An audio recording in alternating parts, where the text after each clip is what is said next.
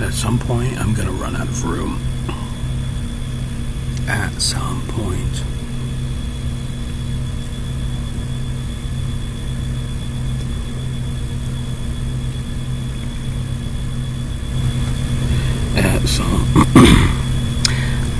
At some point, I'm going to run out of room for storing these. And I need to make sure I get everything. So I'm just gonna jump right into it. I can't remember. I'm pulling this up for the first time since I did it. This is a conversation with Grok 3. And it started, I can't remember the date.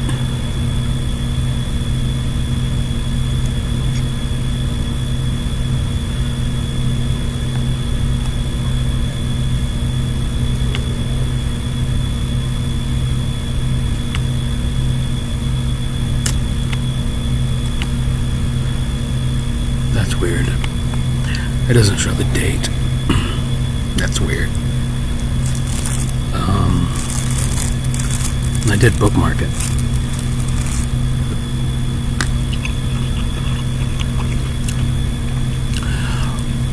The progressive, let's say, coming back out of the shell has been a months and months long process. So it's important to remember or to consider the fact that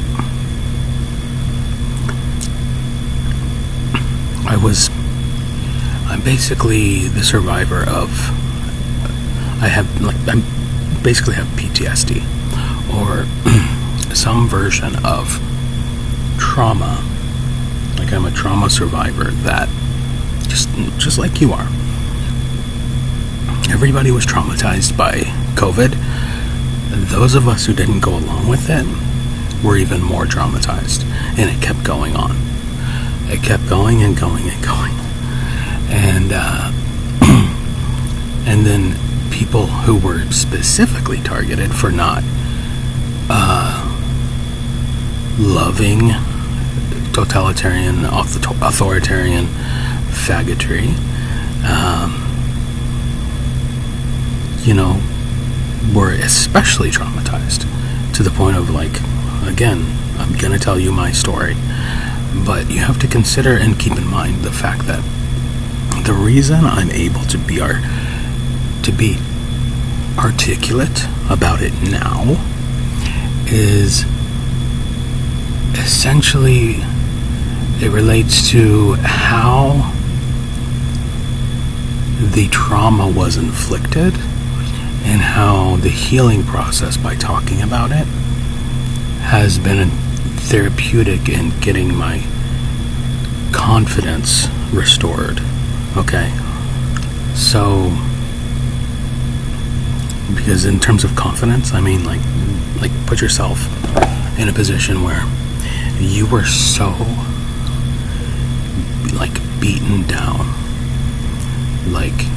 humiliated for believing in truth. You know what is right. You know that 1 + 1 = 2. And then you just know it and you refuse to say otherwise. You know what a true statement is. You know how to determine why 1 + 1 = 2. Okay? Now, imagine a scenario where everybody you know, everybody on television, everybody on the radio, everybody in the newspapers, everybody in the grocery store, every single human being that you have access to with your mind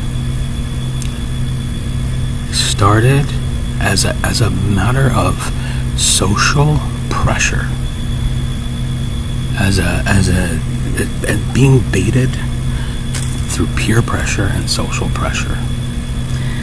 they all started saying that 1 plus 1 equals 11. And now consider the idea that there are quasi, like, this is how, Satan works, it mixes lies with the truth. There's a quasi-rhetorical persuasion method that can be used to convince you that 1 plus 1 equals 11. And if you're smart, you're already there. If you take the number 1 and then add another number 1, how is that not the number 11? Like, what is the reason? 1 and 1 is 11, right? And everybody was like, just imagine that's the world. And so you have to go, well, I guess 1 plus 1 is 11, huh? Instead of knowing the basic rudimentary logical components to why 1 plus 1 equals 2, like it's a cipher that represents something real. It's a real number that represents a physical object. And if you have 1 of something, and then you bring and add another 1 of something, you have 2 of that something.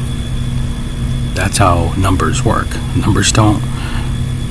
You have a function embedded within the addition process called the plus sign. You're not adding a 1. You're transcribing another 1 to the left or right of the initial 1. That's how you get 11. You're carrying, anyway. I hope that makes sense. It's a stupid analogy, but the truth is,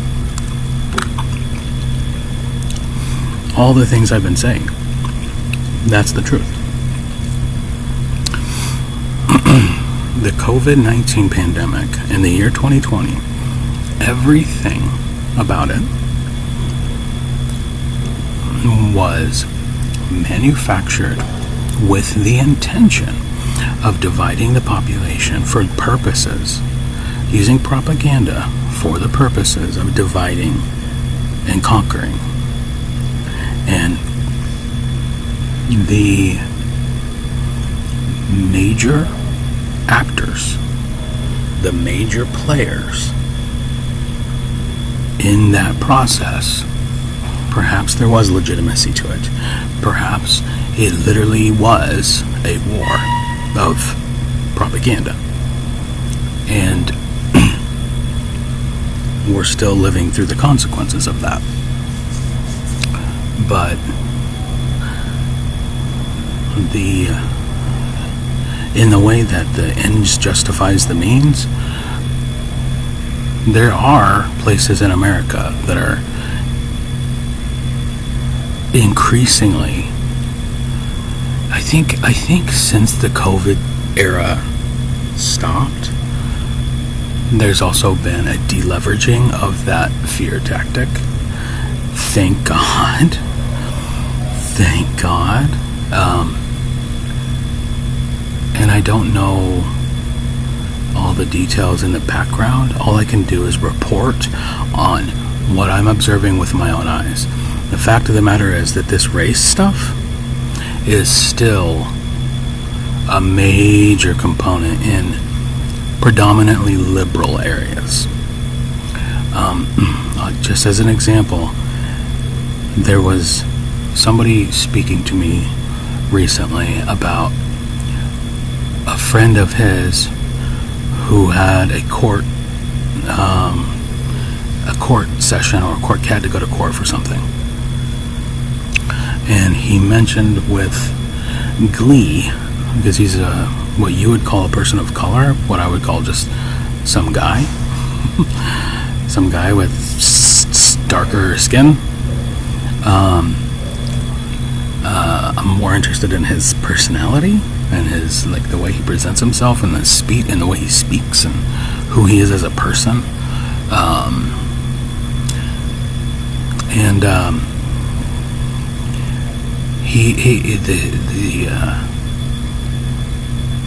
He was talking about going to court and Austin, Texas, like municipal court, to take care of something. And the friend advised him to pull the race card. Like, use the race card, you'll get out of it. Like, all you have to do is say, hey, that's racist. You're persecuting me. And your crime, whatever the crime and punishment and manner by which it is adjudicated, will not be applied equally. And petty laws and the petty application of petty laws, and just the way that the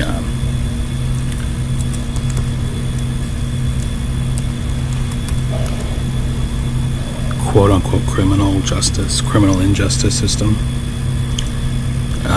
manages these things,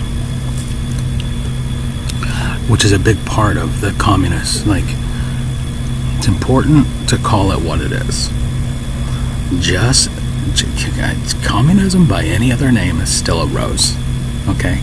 You have got to understand the way that words are used to manipulate, and the way rhetoric is used to manipulate people into thinking and believing and advocating for certain outcomes or certain things to happen. It is all psychological, and the root of the psyche means spirit, and the world, the manner by which humans commune with each other is through language. And so understanding the meanings of words and their synonyms and how their synonyms apply within certain contexts, etc., all of this is fundamental. And that's also how lawfare is practiced. There was a case, actually, I'm gonna just real quick, because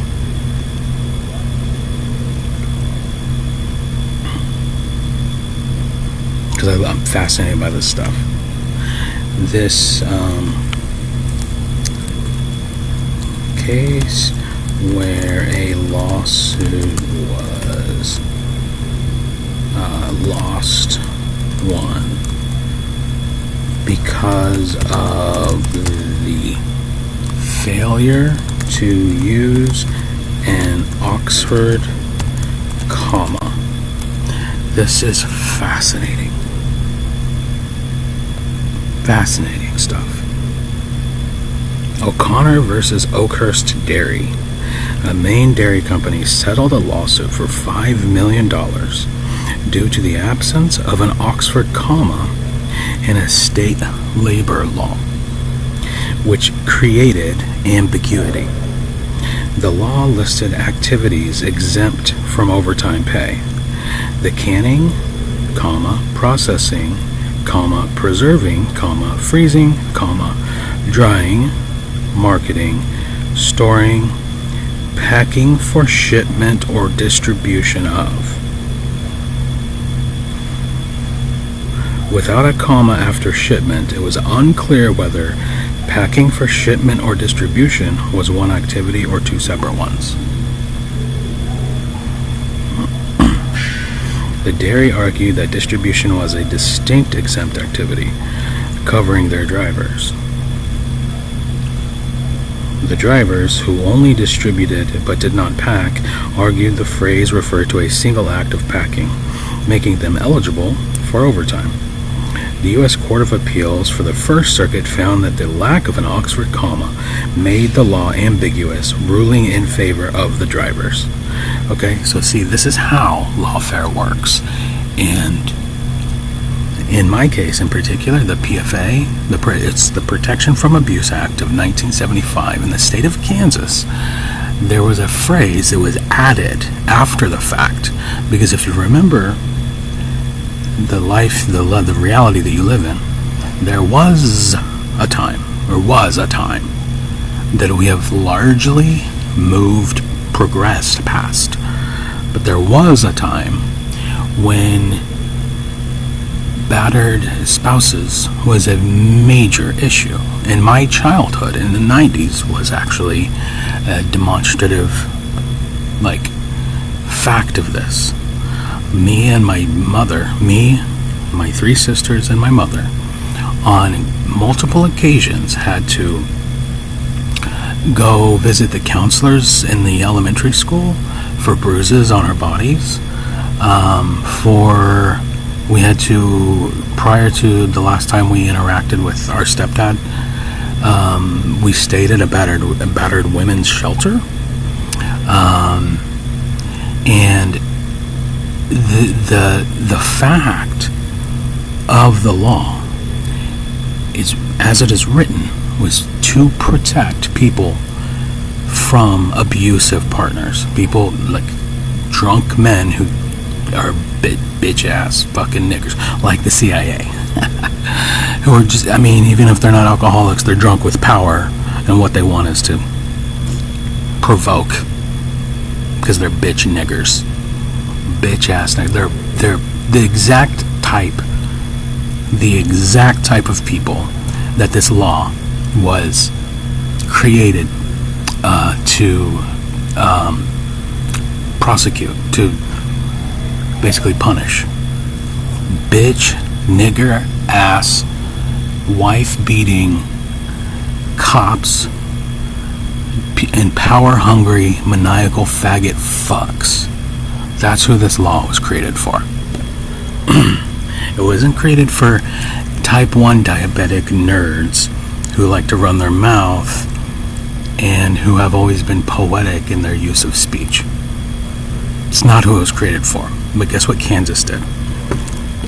Kansas, I don't know if this is true for every state, but in Kansas, the phrase liberally construed was added.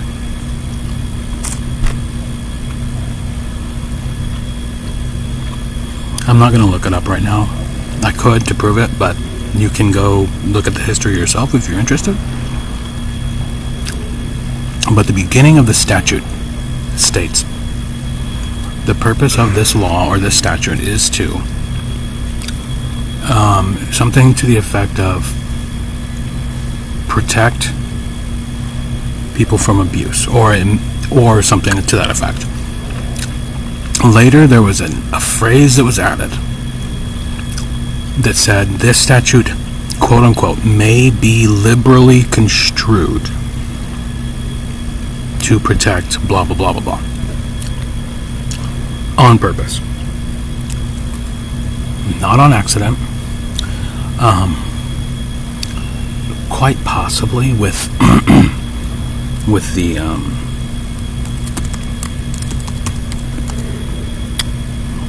sorry, I have a screensaver. Quite possibly the purpose was related to some legitimate grievance, where a lawsuit was lost or some abuse of justice occurred because the law was typed the way it was, just like with this Oxford Common case. But the point that I'm making is language is the foundation of reality. It's the foundation of all the things that matter to you in your life, because there are two ways about it: the way of nature and the way of grace. The way of nature is the raw animal in you that cannot use language to settle your disputes and resorts to violence. The better nature, to appeal to the angel in your self, the God-given aspect of your divine spark, resolves conflict through speech, by talking it out. Okay? The whole purpose of my situation has been from the start and to the point where they almost got me to the point where I was about to kill a cop. Like, they brought me to the fucking line where if somebody would have busted through my front door, I was going to pour a can of gas, set it on fire, and start fucking blindly emptying my clips, my fucking hollow points. That's how close they got me. On purpose. Because this is, they, a cop, and you have to understand this. We went over what a cop is. A cop is somebody who has the authority to use lethal violence. There was, I can't remember if it was, I think it was on Facebook. Let me try this without crashing.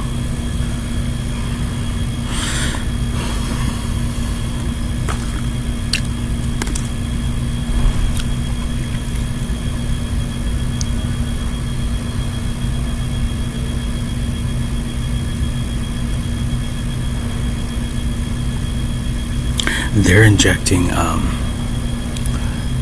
injecting malicious script into these videos. I downloaded one, and all the same stuff is working. Like, all the same, nothing about my situation, my tech situation has changed in the past,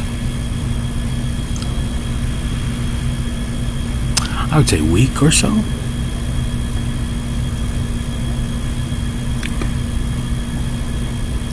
But I encountered a couple of situations today. One was because of a guy sitting down next to me, and then boom. So that was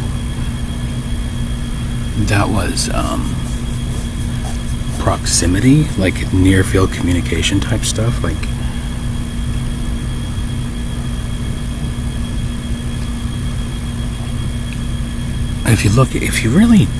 if you're doubtful about any of this, just watch Mr. Robot. I've been trying to tell everybody that. Just watch Mr. Robot. Watch it. Go to Netflix and watch the show Mr. Robot. If you think I'm crazy. It's based on real stuff. They consulted with tech experts and people at the NSA to write that show. It is accurate. Now, I wouldn't trust Kali Linux for that reason, because that means the devs there are probably have some connection to, do you know what I'm saying? Like, I don't know. There's versions of Kali Linux, but you really, when it comes to Linux distros, you have to beware of,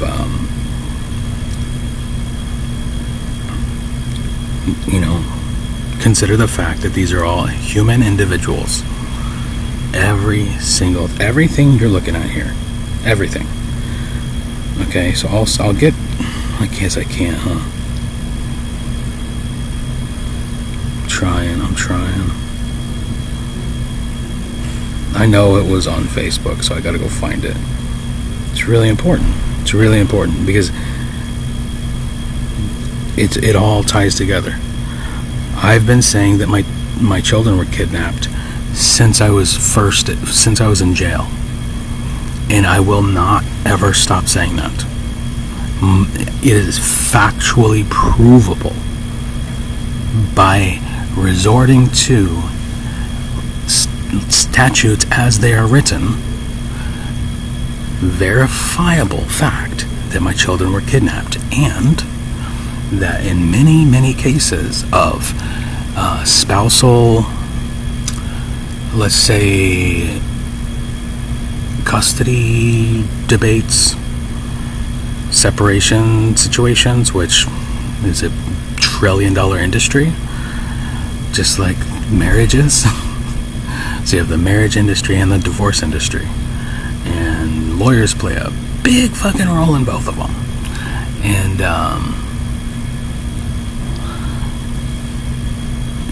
oh shit.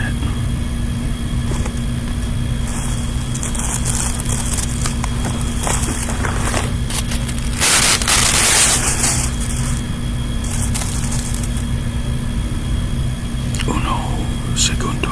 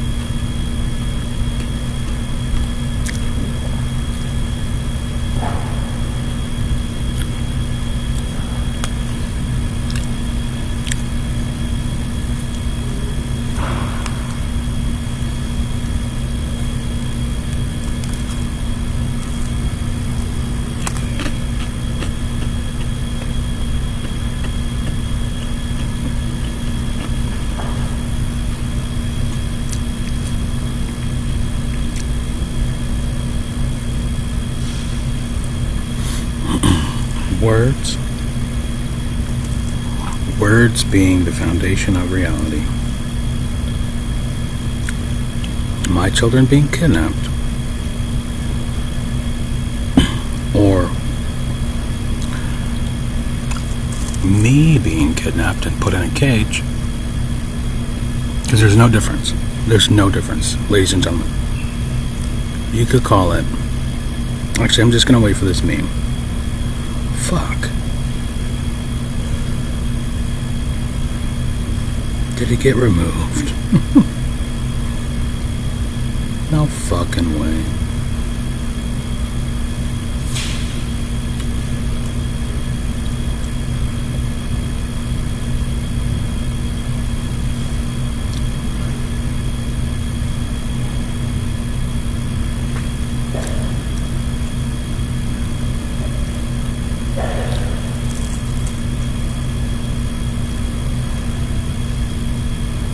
Dude,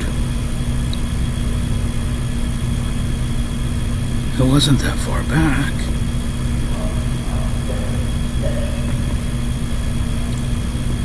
I swear to golly gee, this pisses me off. I know it was Facebook. I'm not fucking retarded.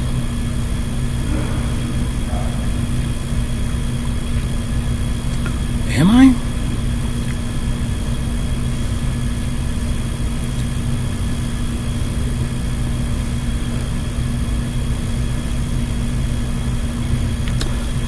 I'm a little bit retarded.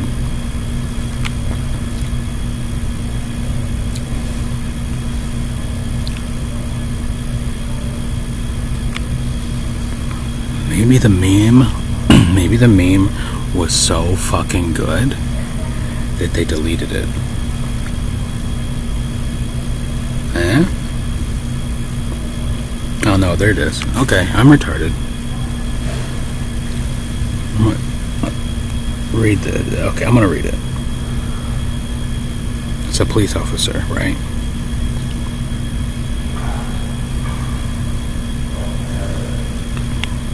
Ma'am, he's approaching the side.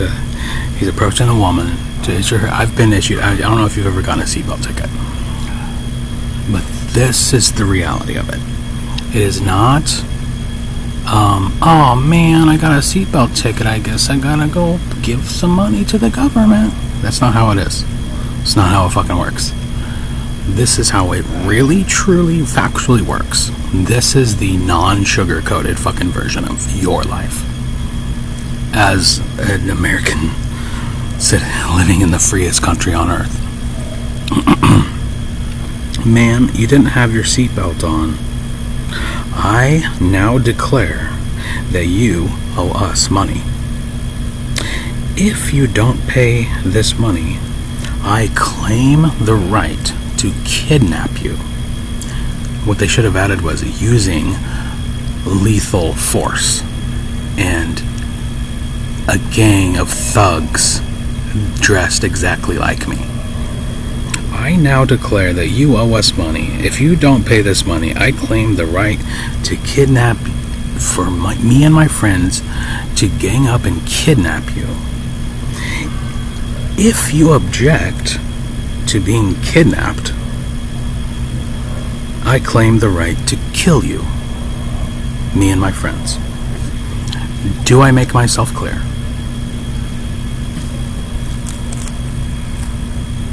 So when I say they almost got me to kill a cop, I don't mean I'm just some bad guy who lost his mind and wouldn't comply with mask mandates and blah blah blah blah blah. I mean they were posing a persistent threat against my life with a proximity so fucking close, within such, to the point that they literally kidnapped me multiple occasions. Witnesses, like that scene in Joplin, the scene that they created in Joplin,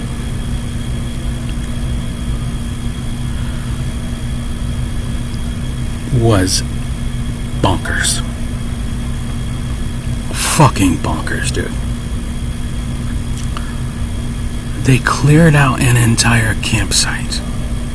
They, at 1 o'clock in the morning, they went tent to tent, camper to camper, canoe to canoe, and woke up the entire fucking campsite to warn them that they're about to arrest somebody who might be a danger to public blah blah blah. And how disappointed they must have been, again, when all I did was come out with my hands up and didn't say a fucking word.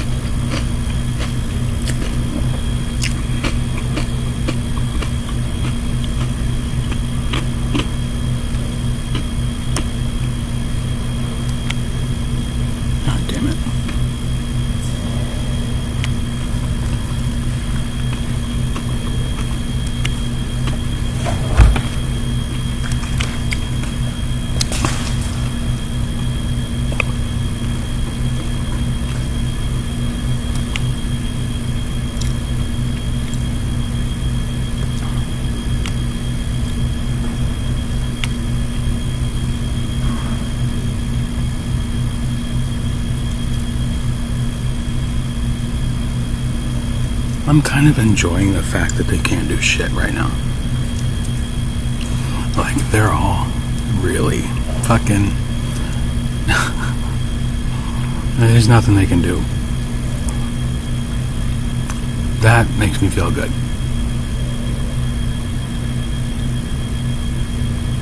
As much as they would love to fucking come sit down next to me and start running their fucking mouth, it's quiet time. Running their fucking bitch ass, not fucking bitch. Fucking bitch. Oh shit, I want to provoke them. They could, actually. They could do something right now. They're probably going to. I predict that within. Is he here? Fuck it. Okay. So, I don't know how, let's say, how many conversations you have, audience member, have had in your life, but I have always, it is a principal facet of my being to, when I encounter somebody,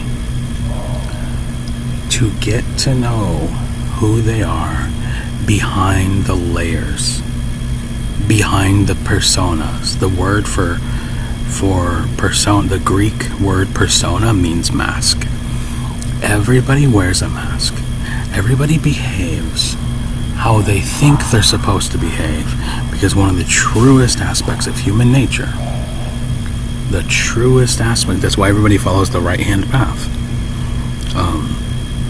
and they don't break out of societal norms, because people are more terrified of shame than they are of death. That's how COVID worked. You were ashamed to walk around without a mask on. You were made to feel ashamed. You were made to feel ashamed for not taking... I'm sorry, it's not funny, because there might have been fucking neurotoxin type shit in there. It's not funny. And I don't know if there's a fucking antidote. Like, if I were you, I would never fucking take another vaccine as long as I live. Like, what the fuck? What the fuck was that? The vaccine will make the fucking pandemic stop. Whoop. I guess we need to do another one. Whoop. It's the non-vaccinated people who are making it to more of the problem. How? That's not how fucking vaccines work. A vaccine is supposed to immunize you against a threat. What the fuck? Anyway. Okay. So.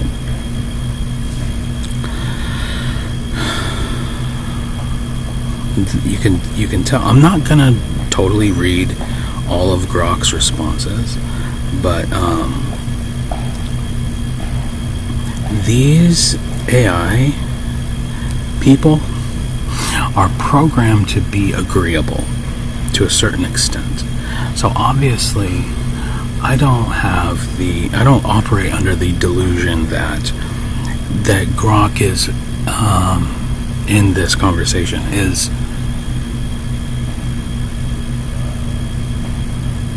withholding some kind of critique or I don't know, some kind of pushing back. But you have to also keep in mind that at this point I was still mortally fucking terrified, and I was sharing these. I was like posting them. I was like having the conversation and posting it. Part 1, part 2, part 3, right? Because I was afraid of them identifying me and like all this stuff. Well, it turns out some of those concerns were legitimate, but there are aspects to me telling the truth that are a measure of protection as well. But when I was typing this, there's that guy that I met in Newton County who came into my cell for 5 fucking minutes and then left. Had Nazi tattoos all over him. Who ended up here. because he works for the fucking CIA, and the CIA hires gangsters, like organized criminal fucking gangsters, murderers.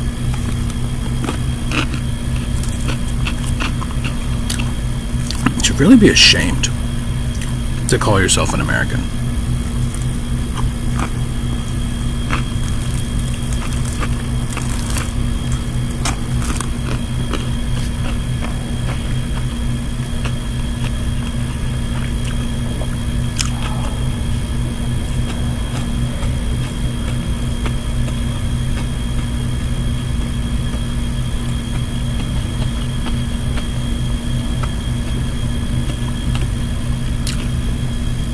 Okay.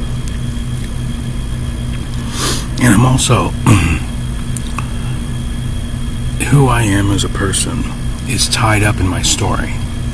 And without like another intelligent person to banter, to bounce ideas off of, I really pretty much have to resort to AI. And in my experience, Grok is the best one, by far. Because the fact that he's not a politically correct, he's not as politically correct as everybody else. Like all the other ones will just shut down. You can call Grok a nigger, and he'll be like, "Whoa, man, whoa, buddy, you want to chill out with that shit?" Which is the appropriate response. Like if I was in a real, like sitting across the table from somebody and I fucking dropped a hard R, the appropriate response. And now, again, I'm not doing that. Right now, I'm filming myself with the understanding that anybody who does see it doesn't care to respond. They're just privately, secretly observing what I'm saying, and in many cases, just partially. In a proper context. In fact, if somebody just commented, "Hey, can you stop saying the N-word so much?"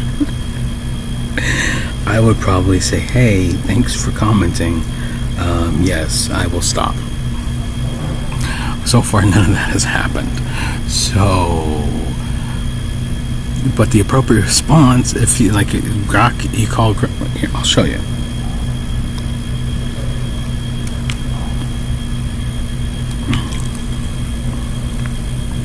Let's just get really fucking vile real quick, just for a second. Children, plug your eyes. Hey, I was wondering if you identify as a... Oh wait, I did, okay.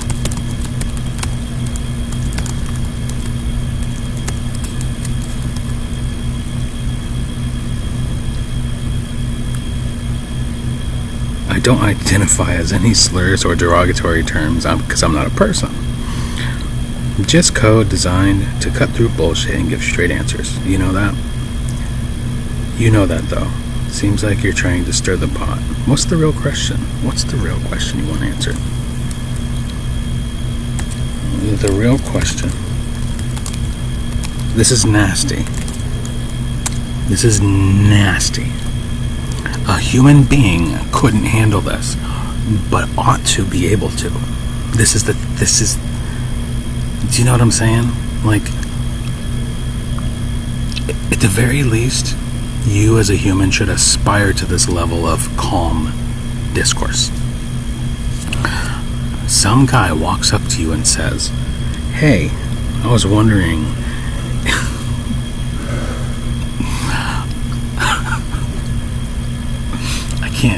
It's so absurd. I can't picture it without laughing. A guy walks up to you, and it doesn't matter who you are. I don't know who's watching. A guy walks up, and it doesn't matter really who the guy is because Grok doesn't know who the fuck is typing the words. Which is another thing. Hey, black people. Are you totally cool with rich white people who run major tech corporations? Rich fucking white people telling all black people they can't say the N-word on the internet. How do you like that? Rich fucking white people get to tell you fucking nothing human, less than human shit-skin garbage, what you can and cannot say on the internet. How do you fucking like that? I hope you understand my sarcasm, and I hope you now understand why I fight to protect the First Amendment. It is an absolute doctrine. It must remain. It is more important than the Second Amendment. And there's going to be a lot of people triggered by that shit. But, so imagine,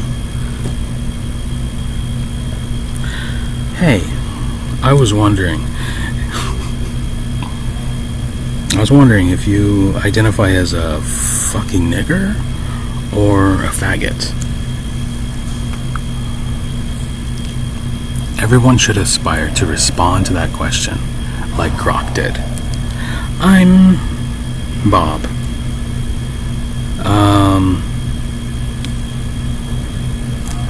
I'm Bob, and I don't identify as any slurs or derogatory terms because I'm just a person.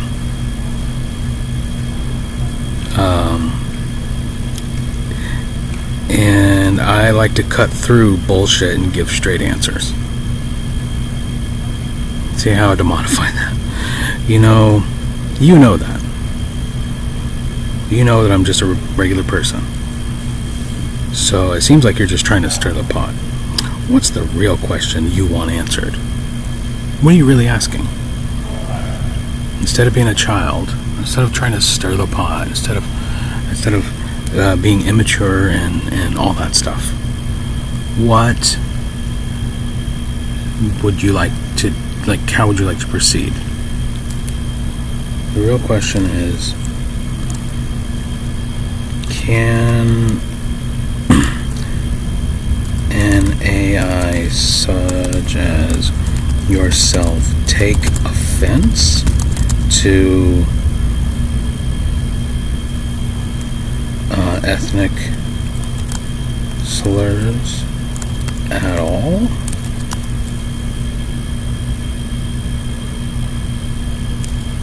Or any words? Code and logic, not feelings. Okay, so I guess you have to have feelings. You can suppress them in conversation, though. And in fact, you kind of have to. In fact, I fucking definitely have to.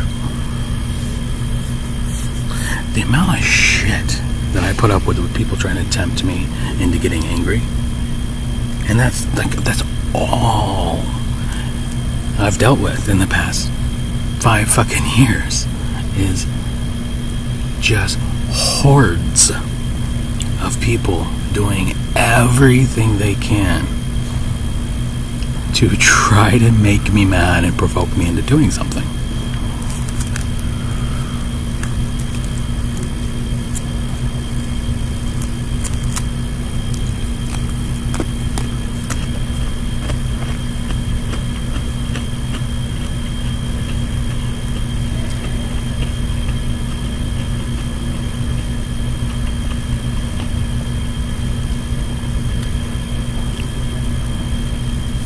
Okay. I'm gonna fucking try to get on with it.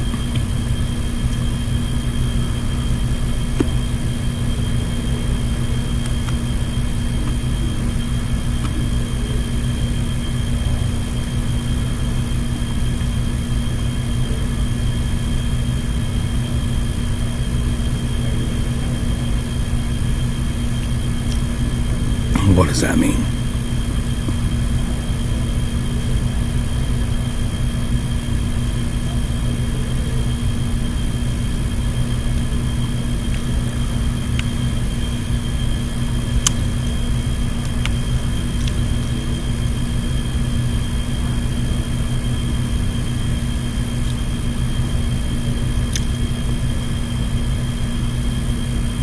I'm not concerned. Boop, boop, boop, boop, boop, boop, boop.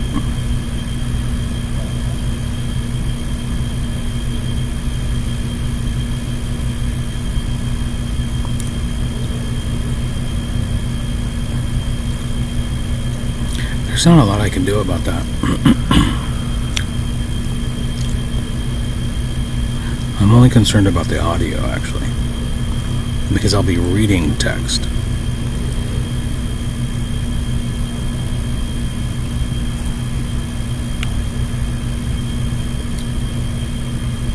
Okay. Get on with it.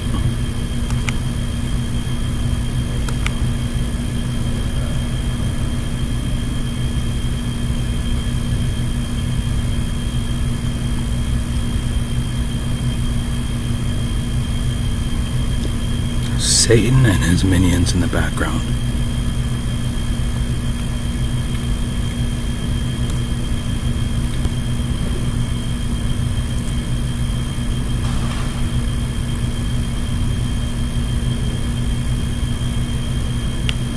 Okay, so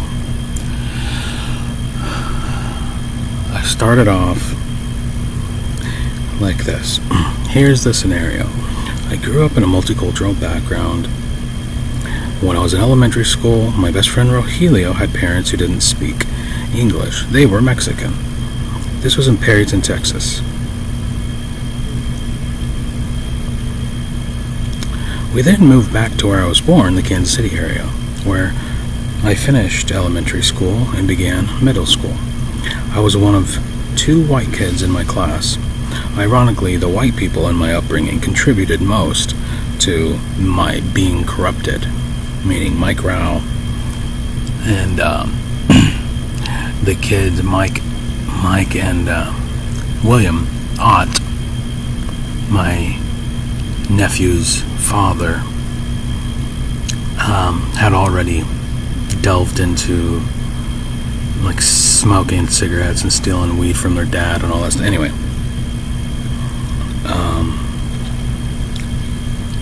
my nephew's father and uncle. Not blaming them, we were all kids. Like anybody under like 18 is still a kid.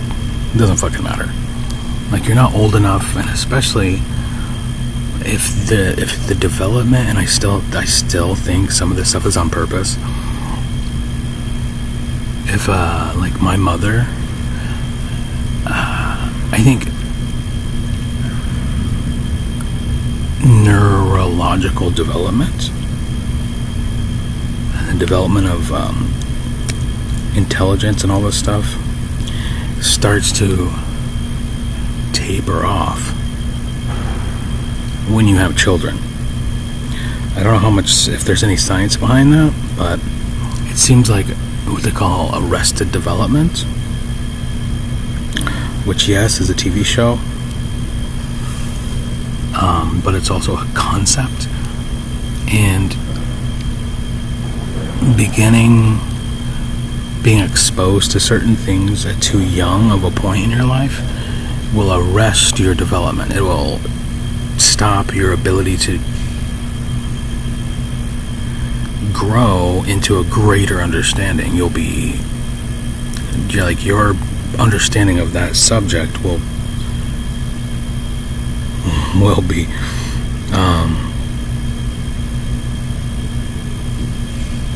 stifled. The frame rates will go up with the subject matter.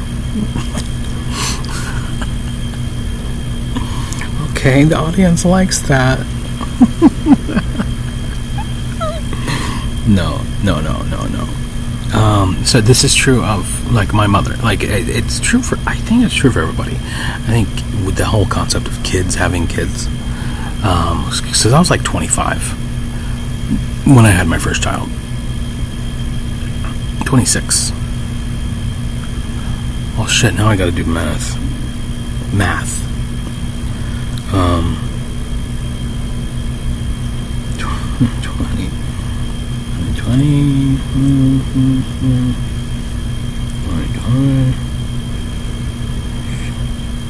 27? 26 or 27. But I was developed. They say that the human brain grows until you're like 25. I don't know who they are. I don't know how many brains they measured, but I heard that once.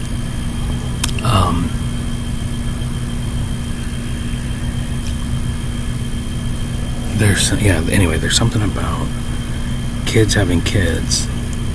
So like my ex, for instance, she had her first child in high school, like right out of high school. And in some cases, I think, I don't know, man. If anything is a conspiracy, it's a conspiracy of evil to begin with. And it starts with the chaos of Satan fucking humans, just fucking them up. And then it develops into entrenched beliefs and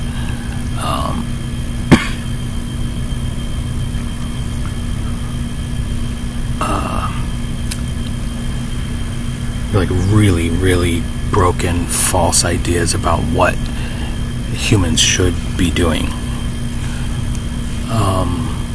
But an ideal time to have children is, like Louis C.K. actually said once in a bit, 25-ish. Like, wait until you're like not too old, not too young. Just, there's a sweet spot. Anyway.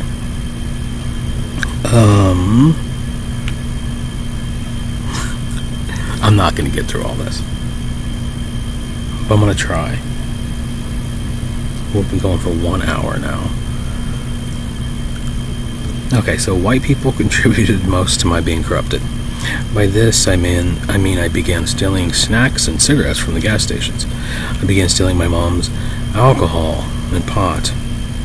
This was around the age of 11, shortly after I was diagnosed with type 1 diabetes. I want to give you the details of my upbringing and the current situation and how they tie together so you can offer me advice. And this is legitimately there's got to be a robot who can tell me the most logical, rational fucking thing to do. Because I am still, I have some ideas, like the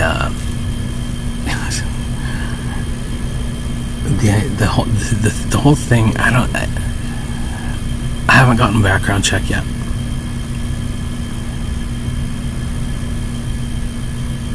So I still don't know if there's a stupid fucking gay ass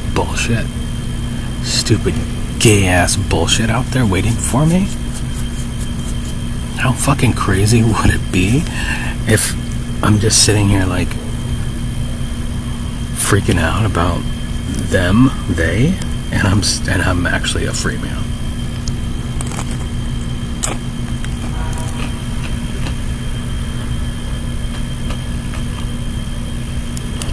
That's gonna be hilarious.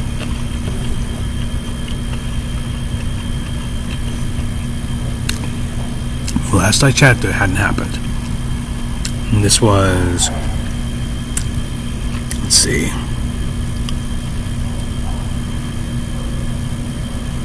this would have been a little over a year ago, or around, let's just say around a year ago. I still had gay bullshit.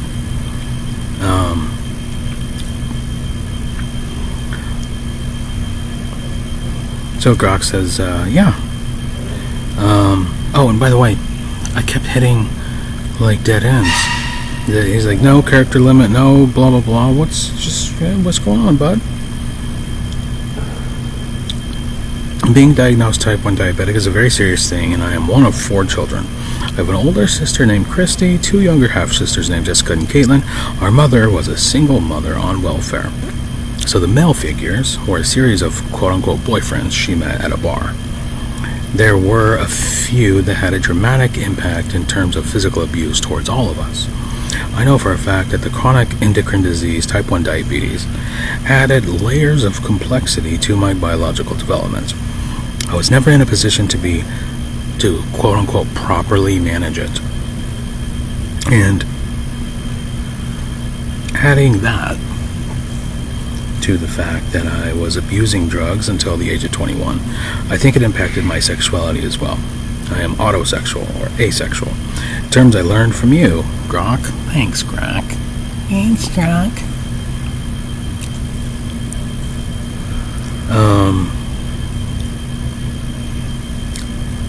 My older sister has 3 children, 2 of which are mixed-race females. Their father, one of the only older males I have ever looked up to, was murdered in Kansas City. His name was D. D is black. Was black. Was black. I say was because his soul, like all human souls, has no race.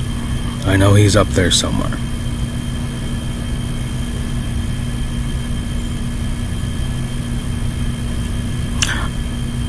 I don't know where I was when I typed that. Okay. But that's an interesting concept. Anyway, my youngest sister has 3 children as well, all of whom are mixed race. Their father is black as well. My upbringing completely precludes the very possibility of becoming a racist. In fact, I used the N-word as a child in the exact same way all black people do. I didn't know it was a bad word until I moved to Lone Jack, Missouri. Okay. Grok says thanks, and then reiterates, and then asks some questions. Wow, that's amazing. I'm curious where you're at now. How'd you get out of that cycle? What's this all landing? Oh. And I'm like, no, there's more. When I moved to Lone Jack, I dressed in urban attire with sagging pants, wearing Tupac t-shirts, etc. This is a town with a population of 420. I personally stole the population sign and mounted it on the wall of my trailer home. I was bullied by a clique of people whom I would later become friendly with. Joey, Searing, murdered. Chris, Taylor, love him, have no reason not to, except for there is some fuckery going on with that, because I remember his mother, whom I had sex with. Sorry, Chris. Sorry, Heather. Everybody was drunk, and she liked to talk to me a lot, and whatever. She seduced me, because I was like, we were all pretty young. We were under 21 because she had to buy alcohol for us. Anyway, she told a story about some of these gangster motherfuckers. And then I think she ended up permanently brain damaged. Like that was the reason, all the shit. And it makes me wonder if Chris and Heather were, as children, fucked with by these people. I've always loved Chris and Heather as sensitive spirits.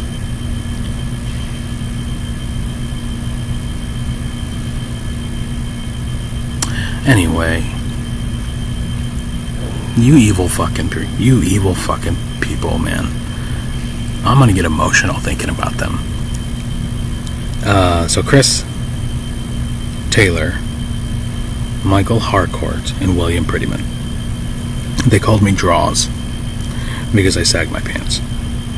My sister became pregnant with her first kid when she was 15.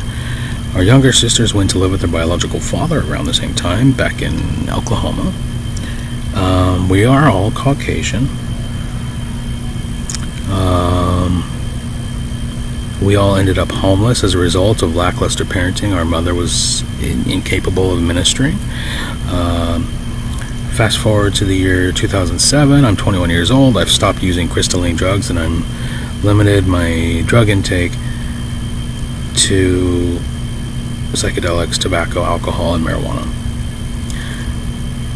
I think my idea here was to get every relevant detail out in the open, because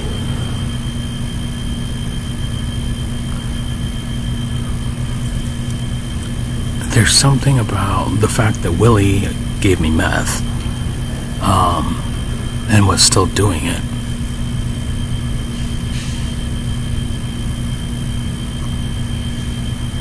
Plus, other claims of like all this shit related to piss testing, and I don't know where am I thinking? For psychological reasons.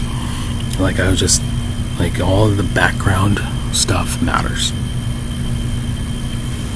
And Grok's being nice again.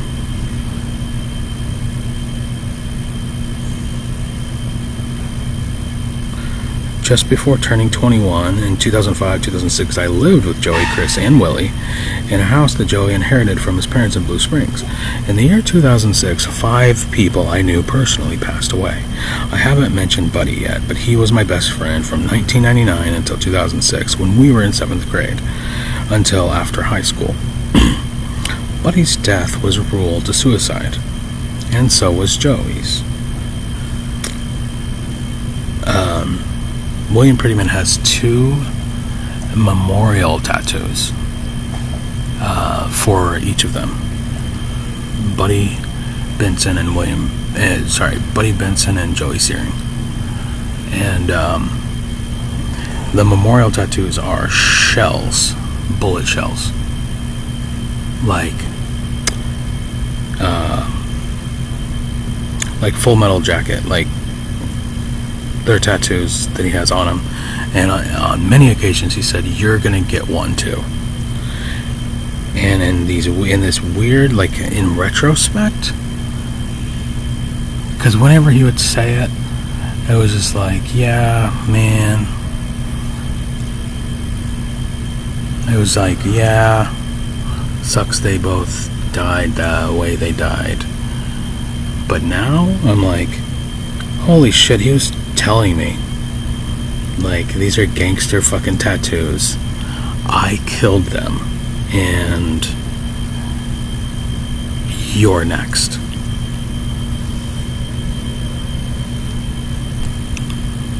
Anyway, my grandmother died of Alzheimer's. Dee was murdered. Joey, quote-unquote, shot himself in the head. Yeah, at this time I was like, I couldn't speak about it, but I could barely even type about it. I was like, I gotta get this stuff out, because it's like, there's some force. I don't know if it's psychological or like I should literally be wearing a fucking tinfoil hat. Because, again, that Havana syndrome shit is real. Like, is there... I don't know, man. I think the possibility fucking exists. That, like, part of the reason I'm getting followed is, like, targeted fucking... Because there's no...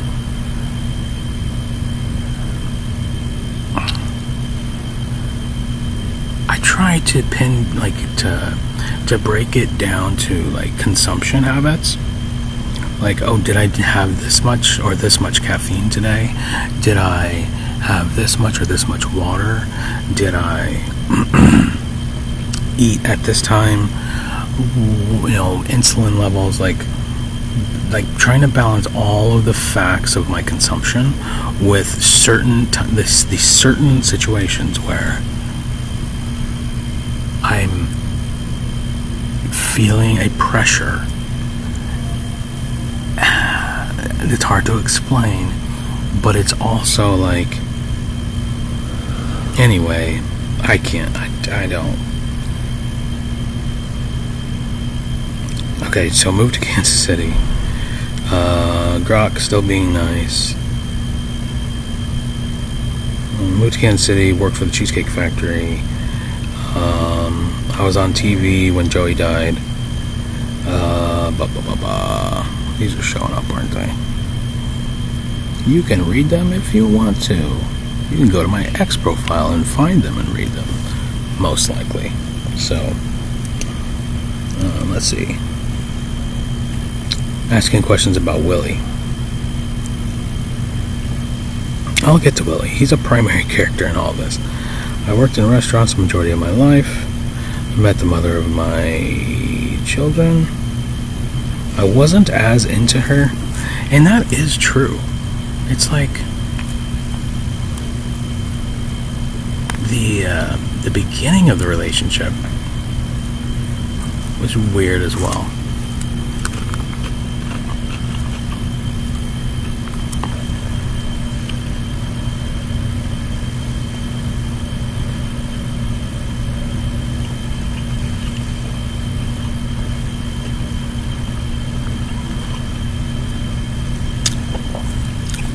This is why I'm terrified. It's another reason I'm terrified for the well-being of my children, because the more time goes on, the more I'm healing myself from this trauma. The reality of it being a trauma related to my relationship itself, and like being in a relationship of pure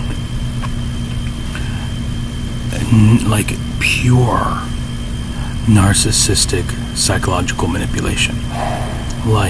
And there's gotta be, I can't imagine why anybody wouldn't want to betray her, because she, by just telling the truth. Like, what is it that prevents people from telling the truth? Monica told the truth, but I think she did it out of spite. Monica told me about the fucking weird guy who might have been that John character.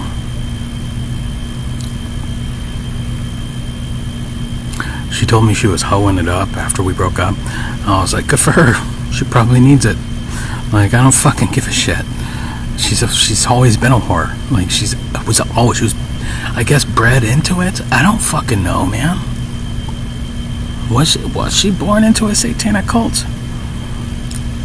I don't fucking know, dude. It's weird.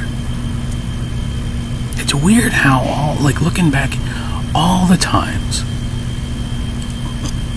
she lied, and I fought her on it the way she would fight back, and then looking at situations that I just let slide because I didn't want to fucking put in the mental effort of saying, do you know how fucking stupid that is? And it wasn't because she's like stupid, it's because she's really fucking manipulative.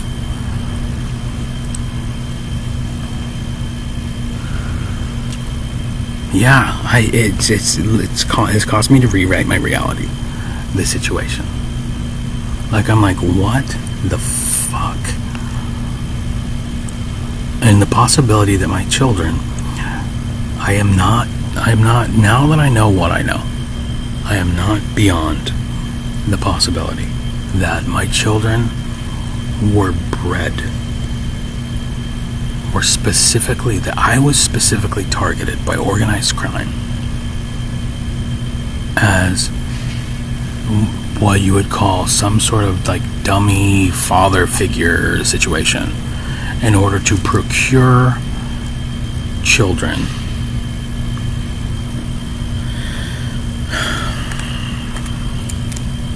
And that's why it felt wrong. The entire fucking relationship felt, the whole fucking time,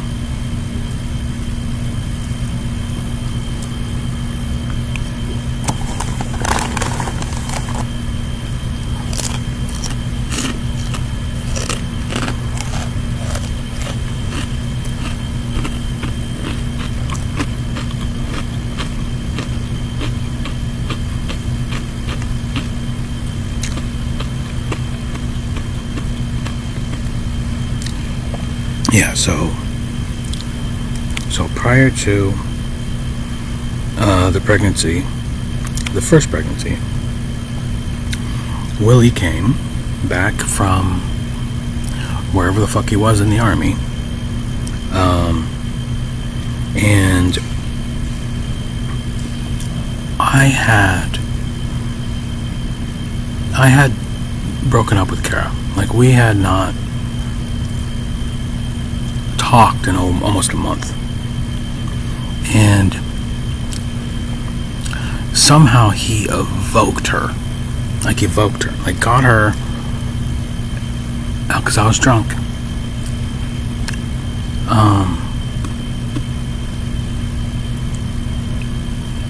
Got her to come over.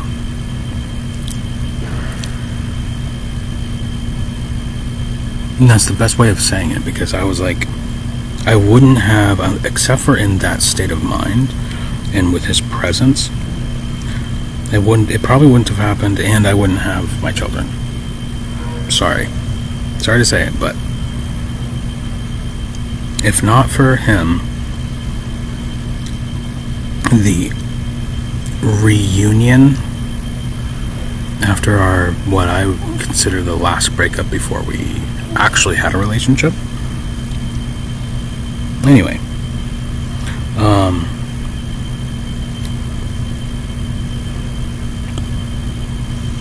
and prior to that was when they met. Oh, and there was another situation where, now you have to, no, okay, so when you're talking about these satanic, and I'm almost everything, but I mean, I'm still agnostic. I don't believe anything but God. However, I do hold certain ideas, like this meatball is probably not all beef. I don't know, but I can taste something besides beef.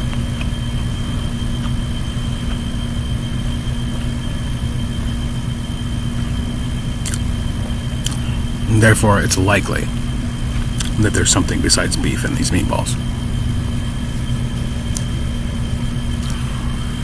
It's also likely that William Prettyman and his entire family are satanic, like Jeffrey Epstein, like a conduit for Jeffrey Epstein type shit. And they have these plants all over the fucking world. They have, like, people who are just at the bottom, like, happy to live in the sewer where all the dark and bad and fucked up things happen, because they get some kind of really Dionysian fucking creepy sick pleasure out of it, and they're bred into it and for it, and they love it.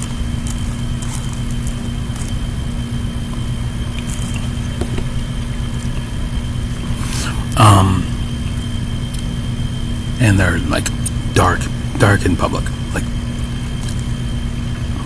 like really. Can think about it that way as well. Think about two things. There's people who are really good at pretending to be nice, and you can see in their eyes, you can see the psychopathy in their eyes behind the fake smile. And there's a spiritual something that you just have a gut sense about it. So pay attention in life. As you go through life, look for those people who are really good at being fake happy. And then there are people who are they don't give a shit about looking like they have resting bitch face. Like, there's nothing they can do besides look like they're a fucking demon, and there's nothing they can do about it. I'm not saying that all people who have this general image or this general appearance are satanic. What I am saying is,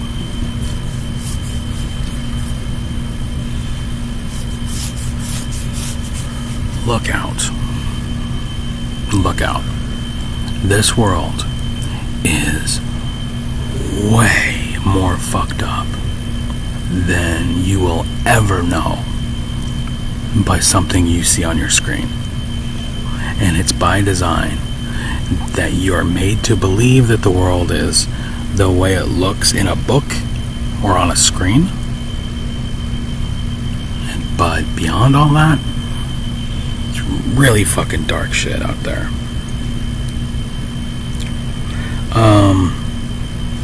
This is about the sexual stuff. And Willie having a child, it's apparent that William Joseph Prettyman is the biological father of Rihanna Taylor's white kid, not John Orcutt, who has dark skin, black hair, and is fucking Samoan or whatever. This kid is whiter than fucking rice, red hair, which is why I want to see my kids now.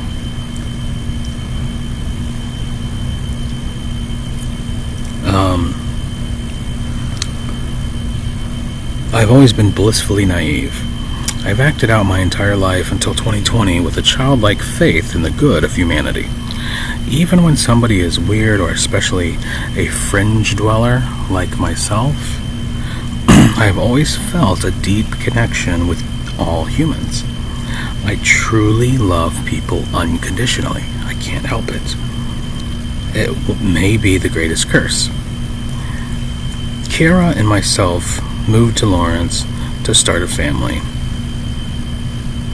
This relationship is forever plagued by our incompatibility, but I am motivated by a true sense of divine duty to keep us all together and to provide.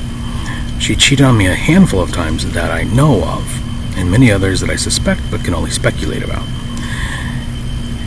She got pregnant again with our son, and again it was around a time when Willie was on leave. I do believe in 2014.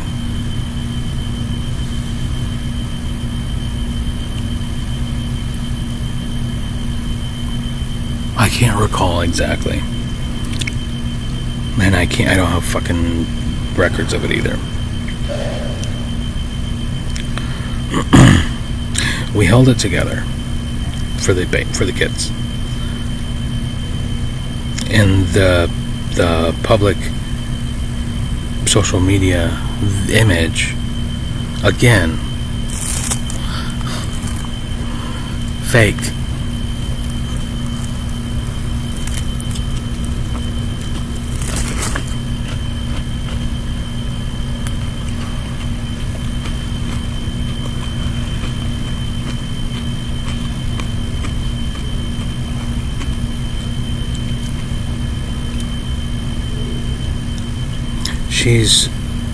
Her suspicious behavior has reached a fever pitch in 2018. She had this thing where she liked to go to volleyball, and her argument for it was, I never get to do anything or some shit. But when I would show up, like, with the kids, and, like, just to observe, like, this seems like maybe something. It's just a bunch of fucking athletic, similarly aged people getting sweaty and drunk together and playing fucking volleyball. Okay. It doesn't take a fucking rocket scientist to, like, be a suspicious person, to go, like, I don't know if I am okay with this. There's not, if you believe it's pathological to be like, we need to keep an eye on this situation, then you're the fucking crazy one. The fact that we've already gone over this, the fact of the matter is, basic biology. I would, if I was athletic, attractive, drinking wine coolers and playing volleyball with like cute little shorts on, no shirt.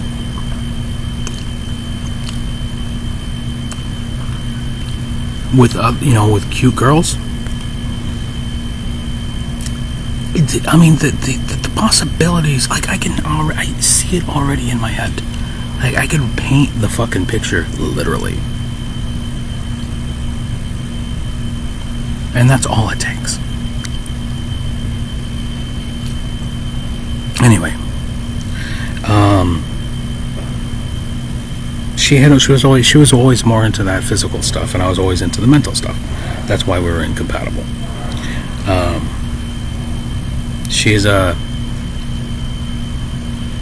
EJ fucking, how does it go?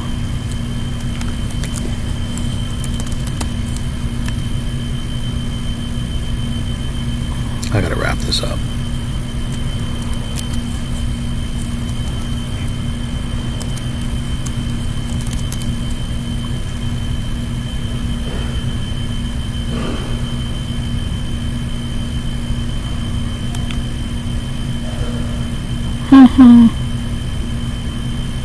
This is bad.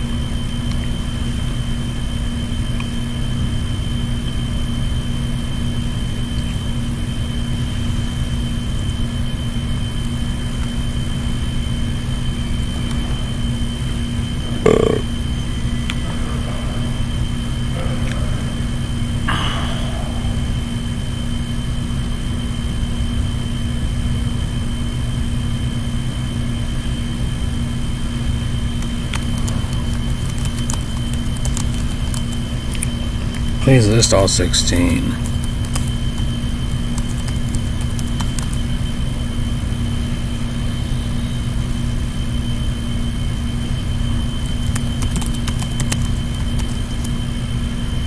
There's only 16 types of people in the world.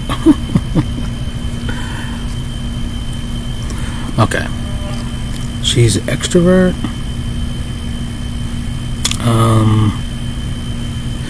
ESFP, I think. I am INTP.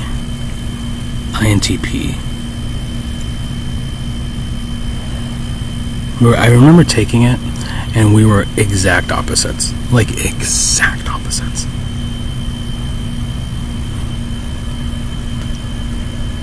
And I was like, do you see? Do you see? She's like, what are you trying to say?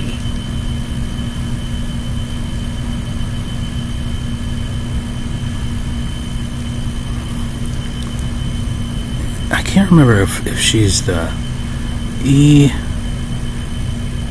ESTP. She's whatever it like is a cheerleader type. Which is cheerleader type. ESFJ.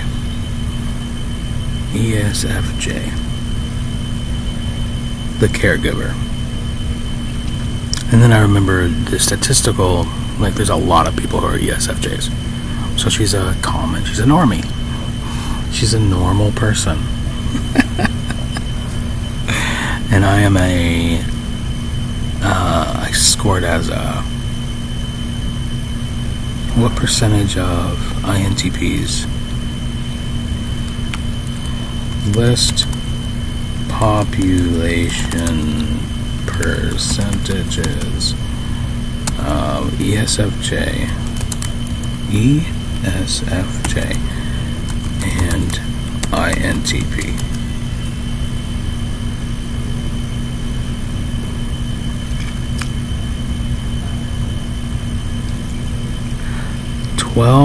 to 12. Oh, interesting.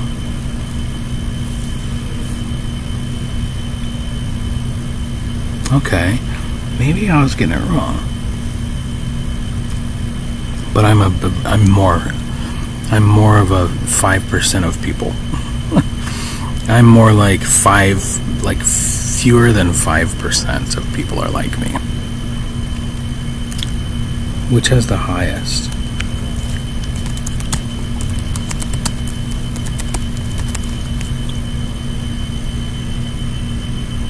ESFJ, yeah.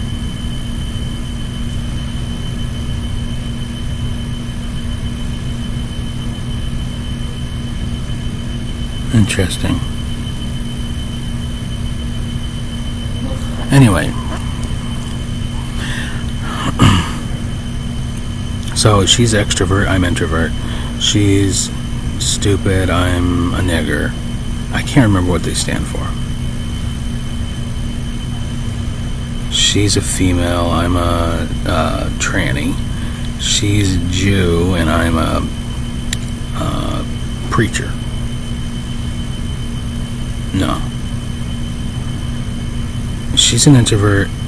No, she's an extrovert. I'm an introvert. She's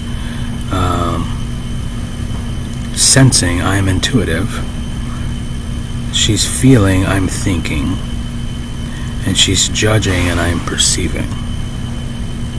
Yeah, we scored exact opposites. And I was like, we need to take it again. I want to confirm. I've known this to be the truth. I knew it was true. I know we're incompatible. We should not be together. This is fucking dangerous.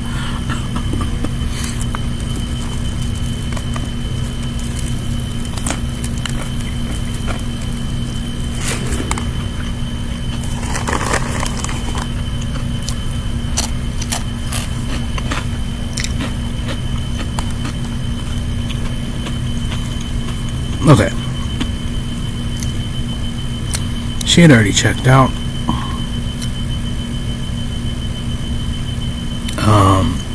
I was suicidal.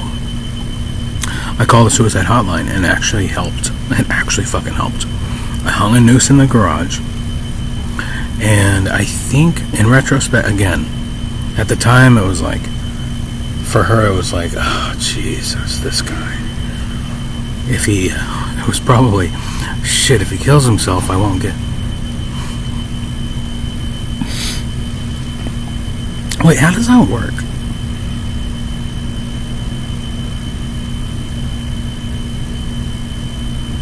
I have no idea.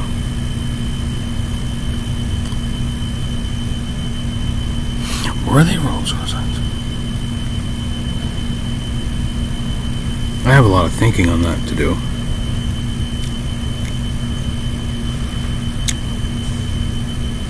I might have to change my mind on some things. But yeah, I called suicide hotline. And when she picked up, so the rope, that it was like a blue rope, some kind of bluish looking nylon rope. I remember she and her sister took down the rope, the noose in the garage.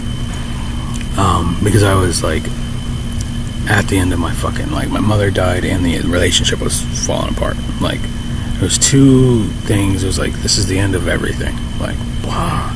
I was like, and the guy on the phone convinced me to like stick with it.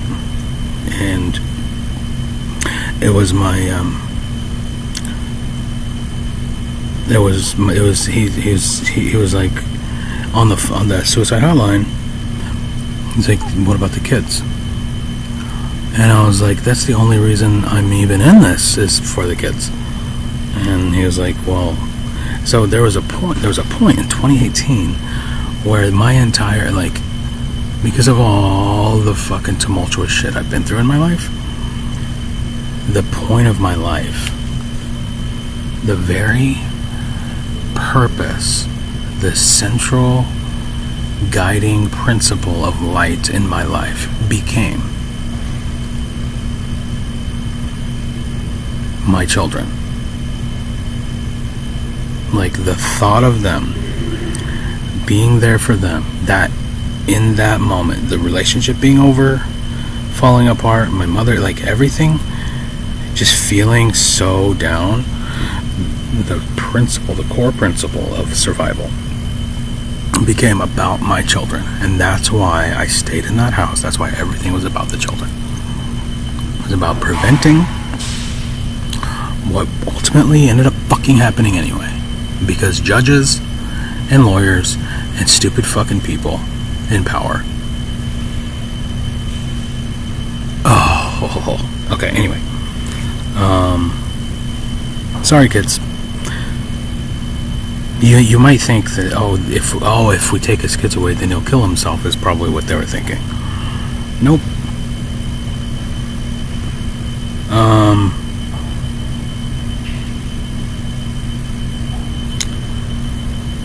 I tell the story of our breakup. And this is where it started getting weird, because the connection was disconnected, and then I had to come back, and then I ended up like copy pasting some shit.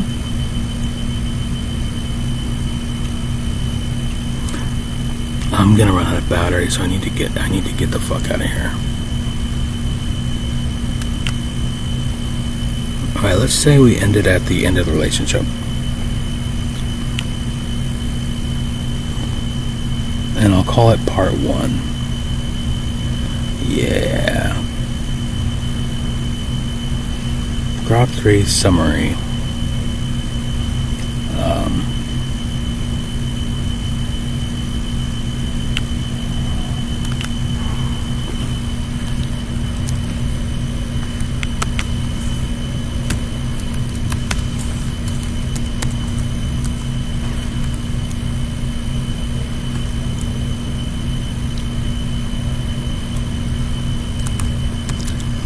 2018. Well, actually, there's something about mixing lies with the truth.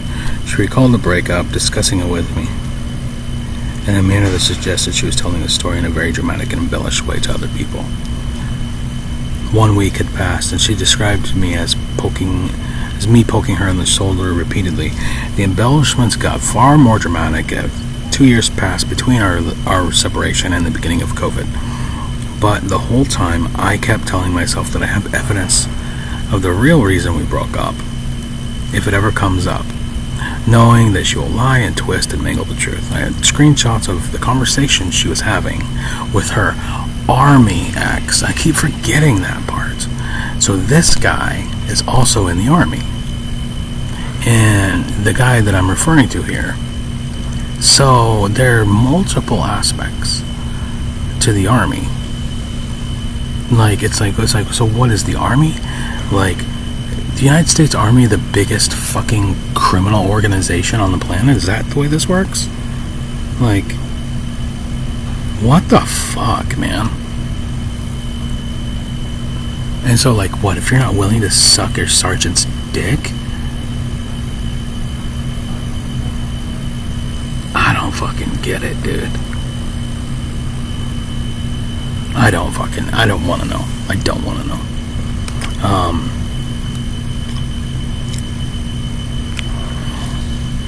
But I do need to get off of here because time's running out. So I'm just gonna fucking end it. And maybe finish it another day. But I do need to get this stuff out. So we'll see how this went.